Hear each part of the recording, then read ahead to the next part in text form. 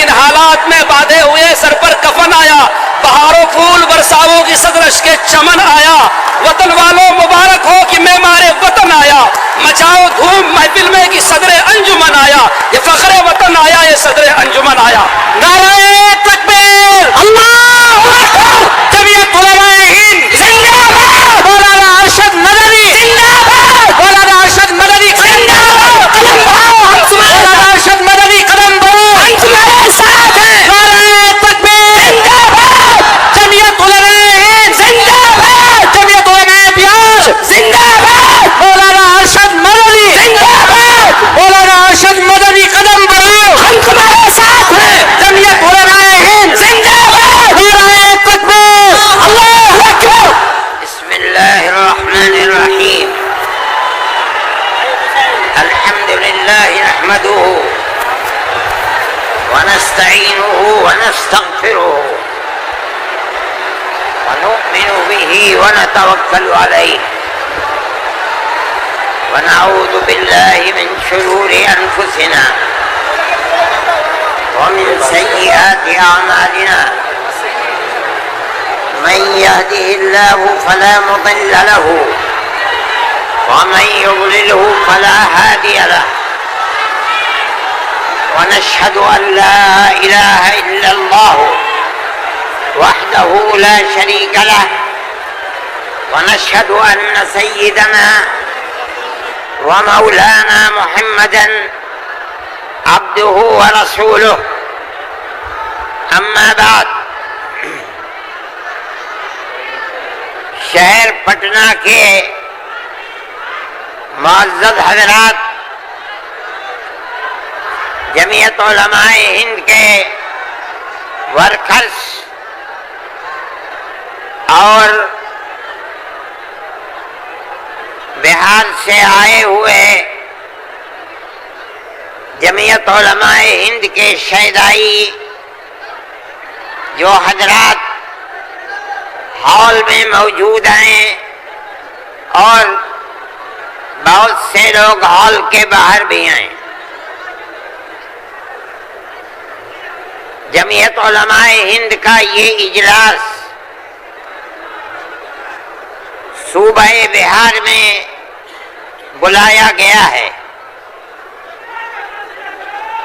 آپ حضرات کو یہ بات ضرور معلوم ہوگی، اور جمعیت علماء کے ورکرز اس بات کو جانتے ہیں کہ جمعیت علماء تقریباً 100 سال سے اس ملک کے اندر ایسی پیار و محبت کے ساتھ قربانیاں دیتی چلی آئی ہے جس کے اندر ذات، برادری، مذہب، مالداری اور فقر، ہر چیز سے اوپر اٹھ کر جمعیت علماء نے ہمیشہ ملک کی آزادی 57 کے اندر صرف دہلی کے اندر 33,000 علماء کو قتل کیا گیا، سنبھل میں، مراد آباد میں، میرٹھ میں سینکڑوں علماء کو جس کے جسم کے اوپر لباس عالموں جیسا ہوتا تھا اس کو پھانسی کے تختے پر چڑھا دیا جاتا تھا۔ کوئی نہیں تھا، کانگریس کا وجود بھی نہیں تھا۔ کانگریس تو بنی ہے 1883 میں، اور 1885 میں اس کا پہلا اجلاس ہوا ہے، جبکہ 1803 سے حضرت شاہ عبدالعزیز صاحب نے اعلان کر دیا تھا کہ ہمارا ملک مسلمانوں کا یا ہندوؤں کا ملک نہیں ہے، نہیں رہا، یہ انگریزوں کا ملک ہو گیا، ہم غلام بن گئے۔ اب غلامی کی زنجیروں کا توڑنا اور جہاد کرنا ہر ایک کا فرض ہے، اور اس کے بعد جہاد پر لگ گئے۔ کوئی مائی کا لال نہیں تھا جو انگریز کی اس طاقت کے مقابلے میں کھڑے ہو کر غلامی کی زنجیروں کو توڑنے کے لیے اپنی زبان کو کھول سکے۔ اس اعلان کے تقریباً 80-82 سال کے بعد کانگریس بنی، اور کانگریس کا جو مقصد تھا، جو آج بھی کتابوں میں موجود ہے، وہ ملک کی آزادی نہیں تھا۔ مقصد تھا کہ جو دو جہاد ہوئے ہیں 1832 اور 1857 میں، اس کی وجہ سے جو ملکہ برطانیہ اور ہندوستان کے بسنے والوں کے درمیان دوری ہو گئی ہے، اس دوری کو دور کیا جائے اور حالات کو صحیح کیا جائے۔ علماء کا یہ نظریہ نہیں تھا۔ علماء کہتے تھے ملک غلام ہو گیا، غلامی کی زنجیروں کو توڑو، انگریز کو بھگاؤ، ملک کو آزاد کراؤ۔ یہ تو حالات تھے جس کے اندر مسلمان داخل ہوئے کانگریس میں، موجود ہیں۔ ایک شخص نے حضرت گنگوئی رحمت اللہ علیہ، جو ہمارے بزرگ ہیں، دارالعلوم کو کی بنیاد رکھنے والے ہیں، سن 1857 کے اندر جیل میں بند ہو گئے تھے۔ یہ سمجھتے تھے کہ قتل کر دیا جائے گا بغاوت کے الزام میں، لیکن چھوٹ گئے۔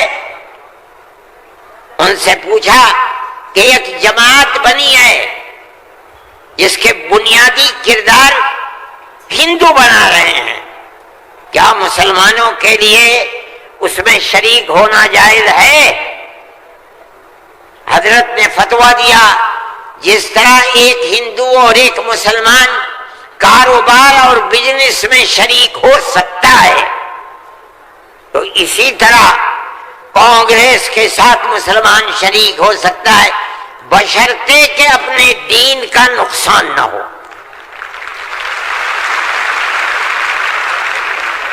اس کا مطلب نہیں سمجھے تھے لوگ۔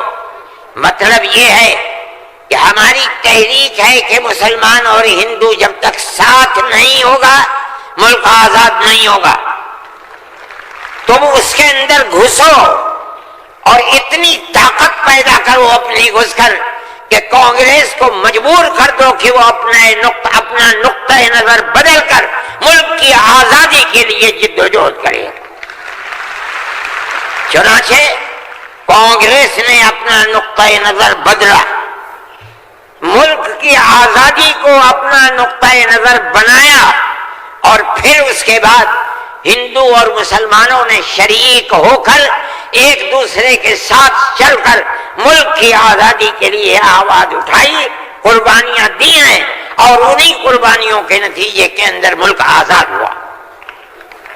میرے بھائی، اس بات کو سمجھیے، جیسے جیسے ملک کی آزادی قریب ہوتی جاتی تھی، جمعیت علماء ہند بار بار کانگریس سے کہتی تھی کہ ہم نے تمہارا ساتھ دیا ہے، آج ہم تمہارے ساتھ کھڑے ہیں، ہمیں یہ بتاؤ کہ ملک کی آزادی کے بعد ملک کا دستور کیا رہے گا؟ کیا سیکولر دستور ہوگا یا مذہبی حکومت ہوگی؟ اگر سیکولر دستور ہوتا ہے ہم تمہارے ساتھ ہیں، اور اگر سیکولر دستور نہیں ہوتا تو ملک کی آزادی میں ہم تمہارے ساتھ نہیں ہیں۔ بار بار ہمارے پاس کانگریس ورکنگ کمیٹی کی تجاویز موجود ہیں۔ کانگریس بار بار عہد کرتی ہے کہ ملک آزاد ہوگا تو ملک کا دستور سیکولر دستور ہوگا، ہر اقلیت کو اپنے مذہب کے اوپر آزادی سے چلنے کا اختیار ہوگا۔ چنانچہ ملک آزاد ہو گیا۔ اب ملک کی آزادی کے بعد ایک طبقہ اٹھا جس نے یہ کہا کہ کھیر مل گئی ہے، اب اسے کھانے کا وقت آ گیا ہے۔ انہوں نے کہا کہ ملک کی دستور ہندو دستور بنے گا، سیکولر دستور نہیں بنے گا۔ جمعیت علماء کے لوگ تھے، مولانا ابوالکلام آزاد تھے جو جمعیت علماء کی ورکنگ کمیٹی کے ممبر تھے، مولانا مدنی تھے، مفتی اعظم مفتی کفایت اللہ تھے، مولانا حفظ الرحمان سوہروی تھے، اور ان کے پیچھے لاکھوں آدمی تھے۔ انہوں نے کہا جو ہم سے وعدے کیے ہیں ان وعدوں کو پورا کرو۔ اگر ملک کی تقسیم ہوئی ہے اور مسلمانوں کو ایک حصہ دے دیا، تم نے دیا ہے دستخط ملک کی تقسیم پر، تم نے کیے ہیں، ہم نے جوتے کھائے ہیں، ہمارے گلوں کے اندر جوتوں کے ہار پڑے ہیں، مگر ہم نے ملک کی تقسیم کو منظور نہیں کیا۔ ہم سے جو وعدہ کیا تھا اس وعدے کو پورا کرو۔ جو دستور کے اندر دفعات ہیں کہ ہر اقلیت کو اپنے مذہب پر چلنے کا حق ہے، یہ دفعات جمعیت علماء کی دی ہوئی دفعات ہیں، مولانا ابوالکلام آزاد کی دی ہوئی دفعات ہیں، مولانا مدنی کی دی ہوئی دفعات ہیں، مفتی کفایت اللہ کی رکھی ہوئی دفعات ہیں، جن دفعات کی بنیاد پر ہر اقلیت ملک کے اندر ملک وہ حصہ سمجھتی ہے جو حصہ کوئی اکثریت کا فرض سمجھتا ہے۔ یہ جمعیت علماء کی تاریخ ہے۔ ہم اپنے مذہبی اعتبار سے دستور کو ہاتھ میں لے کر کہہ سکتے ہیں کہ ہمیں اپنے مذہب پر چلنا اور مذہب کو اختیار کرنے کا حق ہے، اس دستور کے اندر ہے۔ نعرہ تکبیر! میرے بھائی، نعرہ تکبیر! میرے بھائی، میرے پاس واٹس ایپ نہیں ہے، میں یہ لغو کام نہیں کرتا، نہ مجھے فرصت ملتی ہے کہ میں اب دیکھتا ہوں ہر وقت واٹس ایپ کو۔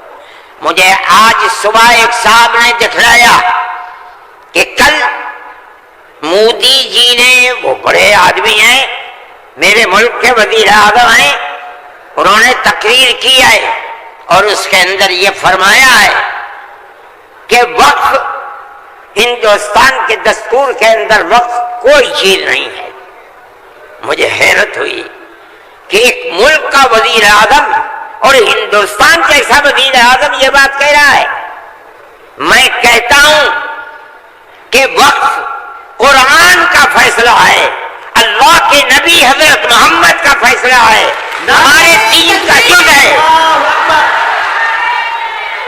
وقف کا لفظ نہیں آیا، لیکن یہ بات آ گئی 25 اور 26 دفعات کے اندر کہ اس ملک میں ہر اقلیت کو اپنے مذہب کو پکڑنے، اپنے مذہب کو چلنے کا اختیار ہے۔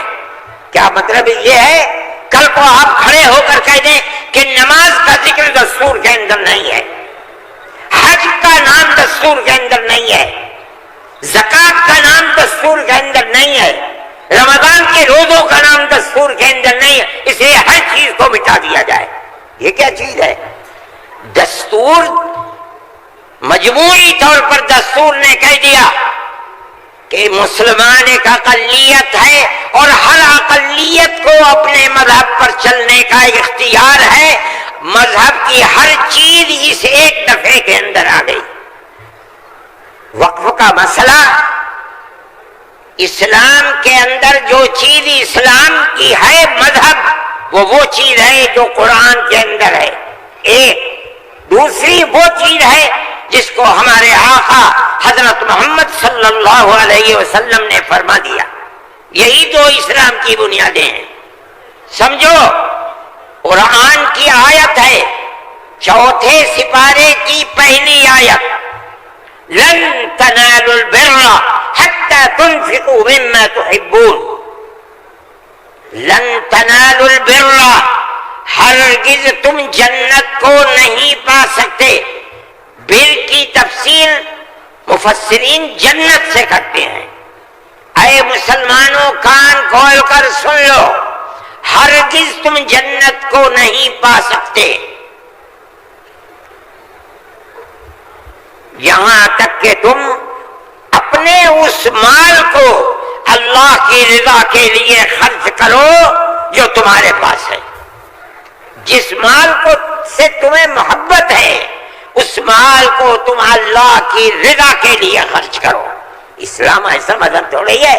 جب یہ آیت اتری اللہ کے نبی نے بیان فرمائی تو نسائی کی حدیث ہے کہ ابو طلحہ انصاری رضی اللہ تعالیٰ عنہ جو ایک دولت مند آدمی تھے وہ اللہ کے نبی کے پاس آئے اور آ کر کہا کہ یا رسول اللہ ہم سے ہمارے مال کے بارے میں فرماتا ہے کہ اگر تم جنت کے طالب ہو تو جو مال سب سے اچھا ہے تم اس کو اللہ کے راہ میں خرچ کر دو. یا رسول اللہ میرا سب سے بہترین مال فلانی زمین ہے, میں آپ کو گواہ بناتا ہوں کہ میں اس کو اللہ کے لیے وقف کرتا ہوں. یہ حدیث موجود ہے نسائی کے اندر. مذہب اور کس چیز کا نام ہے؟ جو اللہ نے فرمایا وہ مذہب ہے, جو رسول اللہ نے فرمایا وہ مذہب ہے. مجھے حیرت ہے کہ مودی جی ہمارے مذہب کے بارے میں فیصلہ کرتے ہیں کہ وقف کے اندر وقف کا ذکر دستور کے اندر. ارے بابا دستور کے اندر مذہب اسلام کو ہر اقلیت کو اپنا مذہب قبول کرنے کا اختیار آزادی کے ساتھ ہے. یہ ہمارا مذہب ہے, وقف ہمارا مذہب ہے. اللہ نے فرمایا, رسول اللہ نے فرمایا. حدیث کے اندر آتا ہے کہ جب انسان مر جاتا ہے, یہ مسلم کی حدیث ہے, اذا مات الانسان انقطع عمله عنه. جب آدمی مر گیا اب اس کے اندر کام کرنے کی طاقت بھی نہیں ہے. اب اسے کسی چیز کا ثواب ملتا تھا, نماز پڑھنے کا, روزہ نہ نماز پڑھ سکتا ہے نہ روزہ, مگر فرماتے تین چیزیں ایسی ہیں مرنے کے بعد بھی آدمی قبر میں چلا گیا اسے ثواب ملتا رہتا ہے. کیا ہے اس کے اندر؟ پہلی چیز ہے صدقۃ جاریۃ, ایسا صدقہ کر کے جانا کہ جو اس کا ثواب برابر جاری رہے. مثال کے طریقے پر کوئی کنواں کھدوا دیا, یہ اللہ کے لیے وقف ہے, 100 سال 200 سال 1000 سال اگر اس کنویں سے پیاسا پانی پیے گا اس آدمی کو پہنچے گا جو مر گیا 100 سال پہلے, اس نے بنوایا تھا کنواں. اسی لیے مسلم کی روایت ہے اور اس کے شارح امام نووی فرماتے ہیں کہ مراد اس سے وقف ہے. یہ قرآن و حدیث میں آپ کو سنا رہا ہوں. مجھے حیرت ہے کہ ہندوستان جیسے ملک کا وزیر اعظم ایسی بات کہہ رہا ہے, ارے بابا کیا زکوٰۃ کا ذکر آئے گا دستور کے اندر؟ کیا نماز کا ذکر آئے گا دستور کے اندر؟ کل کو کھڑے ہو کے یہ کہہ دو کہ نماز کا ذکر دستور میں نہیں ہے اس لیے نماز نہیں پڑھنے دی جائے گی. زکوٰۃ دستور میں نہیں ہے, زکوٰۃ نہیں کرے. میں سوچتا ہوں کہ اللہ ملک کا کون بول رہا ہے؟ وزیر اعظم, اور ایسی چیز بول رہا ہے جس کے نہ سر ہے نہ پر ہے.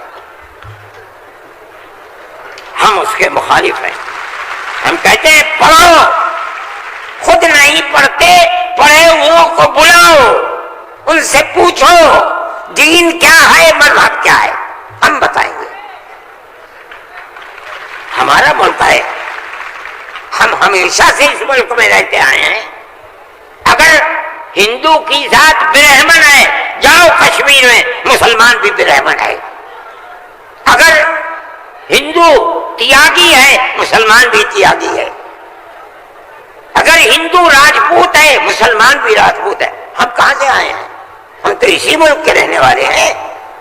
جس کو ہندو کوئی مذہب پسند ہے وہ ہندو مذہب کے اوپر ہے, جسے عیسائی مذہب پسند ہے وہ عیسائی بن گیا, جسے سکھ مذہب پسند ہے وہ سکھ بن گیا, جسے اسلام مذہب پسند ہے وہ مسلمان بن گیا. لیکن جس طرح ایک گھر کے اندر 5 بیٹے ہیں, ایک ٹھگنا ہے, ایک لمبا ہے, ایک کالا ہے, ایک گورا ہے, یہ اختلاف باپ اور ماں کے اندر اختلاف کو پیدا نہیں کرتا. اسی طرح ہمارا مذہب ہے کہ آدمی کسی بھی مذہب کو اختیار کر لے، لیکن ہندوستانی ہونے میں ملکی اعتبار سے کوئی فرق نہیں ہے. ہمارا مذہب ہے، ہم اس کو مانتے ہیں اور یہی ایک حقیقت ہے. لیکن برا ہو اس نفرت کی سیاست کا. ایک ایسی بات کہہ رہے ہیں جس کے نہ سر ہے نہ پیر ہے. ایسا معلوم ہوتا ہے جیسے ہر مذہب کی ایک ایک جزئی چیز کو دستور میں ہندوستان کے اگر لایا جائے گا تو وہ دستور ہوگا، نہیں لایا جائے گا دستور نہیں ہوگا. لیکن میں کہتا ہوں کہ یہ غلط ہے. مودی جی کو ایسی کچی بات نہ کہنی چاہیے، لیکن دنیا ہے ہر بات کو کہتی چلی جا رہی ہے. آپ کے برابر میں جب ملک کا پرائم منسٹر یہ باتیں کرتا ہے جس سے مسلمانوں کے خلاف نفرت ظاہر ہوتی ہے، ملک کا ہوم منسٹر ایسی باتیں کرتا ہے تو دوسرے کیوں نہ کریں گے؟ آپ نے دیکھا جھارکھنڈ کے اندر اس کے ذمہ دار بنایا گیا آسام کے چیف منسٹر کو. آسام کے چیف منسٹر کی روز کی تقریریں آپ سنیے.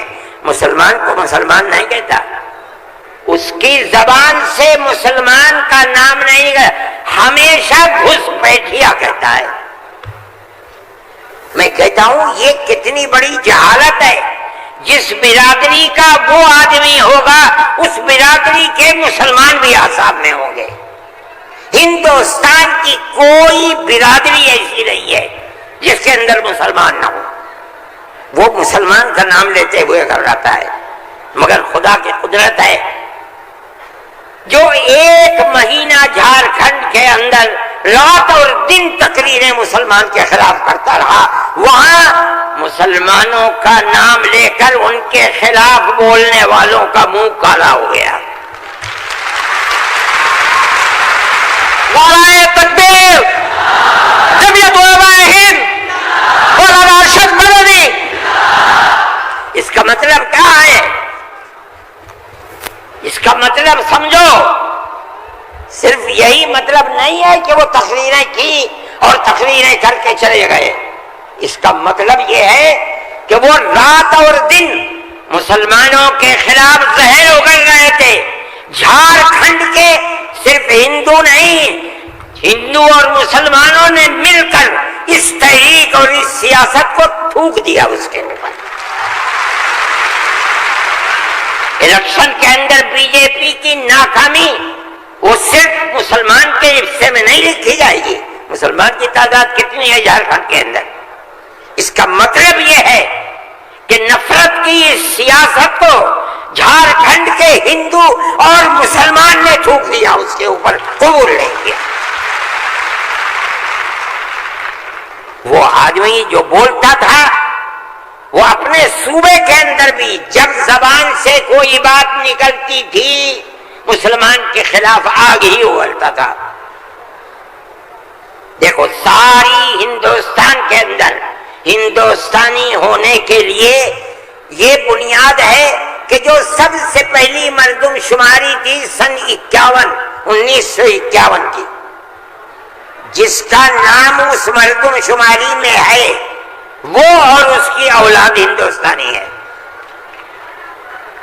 یہ ملک کے اندر ایک قانون بنا ہوا ہے، لیکن کانگریس، بی جے پی اور جو علاقائی پارٹیاں آسام کی ہیں سب نے مل کر جب مشرقی پاکستان کو مغربی پاکستان سے الگ کیا گیا اور ہندوستان کی طاقت نے کیا. اندرا جی کے زمانے کے اندر بہت سے لوگ ہندوستان بمباری ہو رہی تھی، بھاگ گئے پاکستان، اور پاکستان کے بہت لوگ بھاگ گئے ادھر. اب کیسے کہا جائے کہ ہندوستانی پاکستانی کون کون ہے؟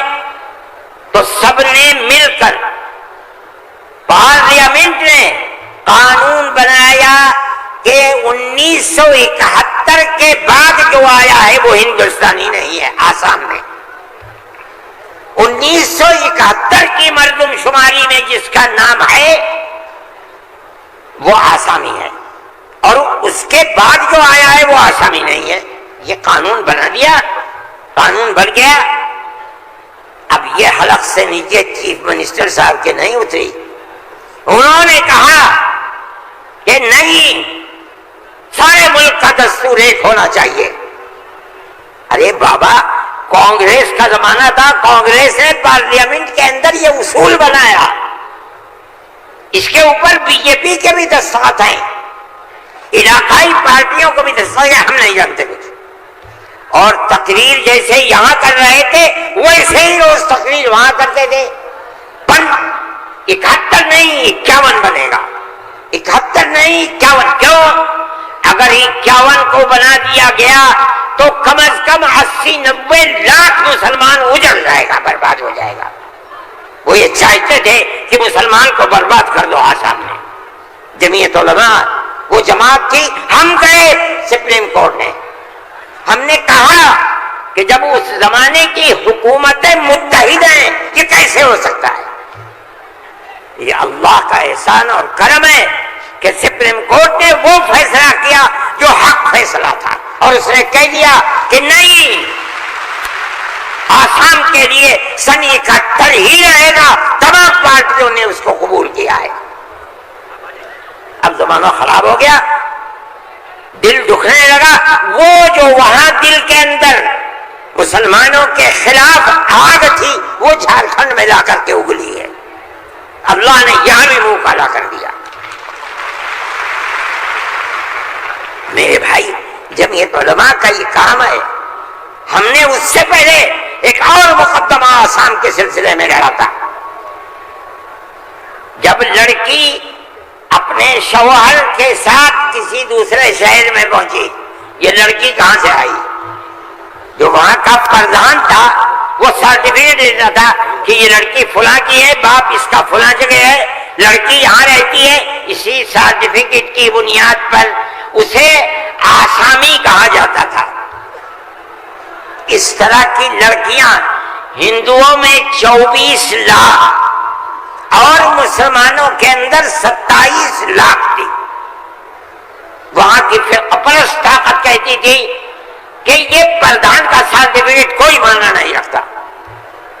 تنہا جمعیت علماء کی ہم گئے سپریم کورٹ میں، اور جو بڑے سے بڑا وکیل جو ایک ایک پیشی میں 15 لاکھ روپیہ لیتا تھا، اور اتفاق سے جو چیف جسٹس تھا وہ بھی آسامی کا تھا سپریم کورٹ کا.